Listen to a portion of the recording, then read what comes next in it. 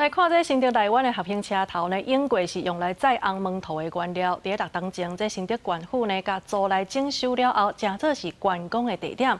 也毋过最近煞互检察院甲纠正，讲这建筑物无使用执照。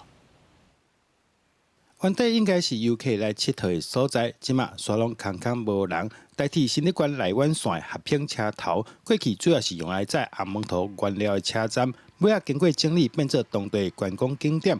最近煞互检察院纠正，区域内底有4间建物无使用执照，袂当继续开放游客参观。其实是这个执照的问题，其实应该要归咎于铁路局问题啊，因为这个土地是铁路局的土地，对，所以你要使用执照，并不是我们文化工作者或是社会人士就可以申请，而你要铁路局申请给我，我跟你承租才是正当的嘛。觉得有点可惜。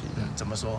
就是希望这边应该还是会有游客喜欢来这样子，不要说就荒废掉这样。新竹县政府表示，县府6当前向台铁租合兴车站了后，交予当地文化团体经营管理。原底去年底准备继续甲台铁签5年的合约，却因为无使用执照，则临时打动，所以来车站范围会向予台铁管理。因为台铁公司受监察院的一个纠正哦，那不是只有针对新竹县的核心车站，是针对全国有关于这些建物未合法之前是不得再出租使用哈。所以本府接获台铁公司的通知之后，我们也跟台铁公司协商，针对这个建物的部分要尽速去合法哈。那如果未来能够取得合法的部分，本府会再继续跟台铁一起来合作，努力来活化这一个场域哈。甲你引真侪游客来佚佗的合兴车站，向代替了后，经营方向嘛受到大家关心。未少游客拢希望未来有好的规划，莫互这个充满历史甲情感记忆的车头消失去。